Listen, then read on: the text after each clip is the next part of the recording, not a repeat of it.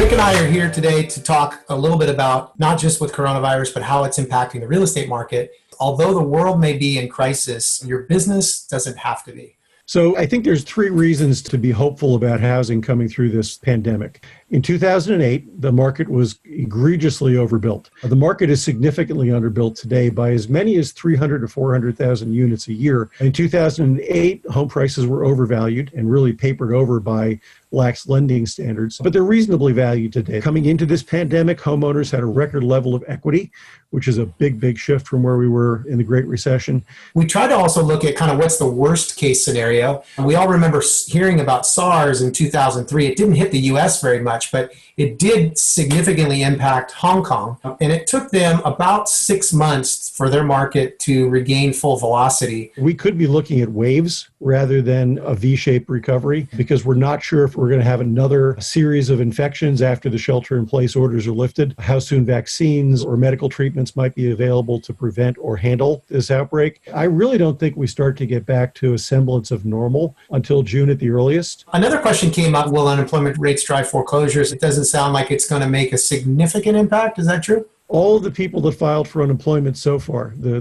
3 million and then 6 and 6 million after that, represent about 10% of the workforce. The real question here is how long they remain unemployed. And that's what will ultimately drive the foreclosure rate. It's hard to predict right now because in prior situations, the job losses were permanent. In this case, it could be a year's lag time before we know if that borrower is even going to be able to start making payments again.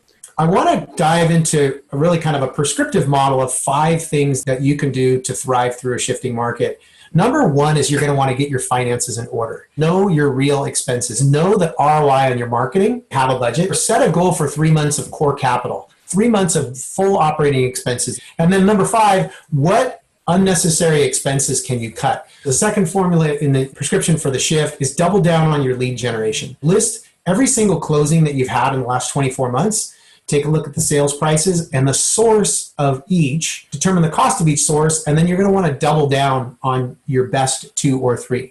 Triple your efforts on lead conversion. You're going to want to really focus on time blocking your prospecting and follow-up to make sure that you're in front of those people. It's purely about caring, connecting, contribution, and providing clarity.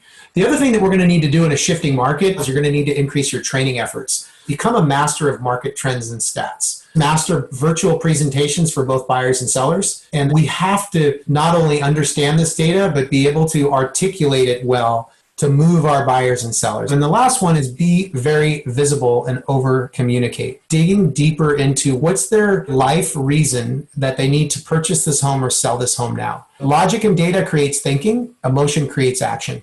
So you really want to probe and understand why people are making the moves that they are. Educate, educate, educate. Post positive news and trends about the market to make yourself a credible voice through all this noise that they're experiencing.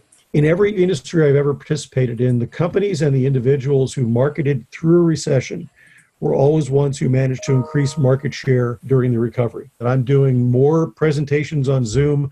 I'm more active on social media. I'm spending more time reconnecting with my network than I did prior to the pandemic. And I think if you do the same thing, if you're willing to put in the time, work on yourself, but also work on keeping your profile active, you're going to be one of the survivors coming out of this mess.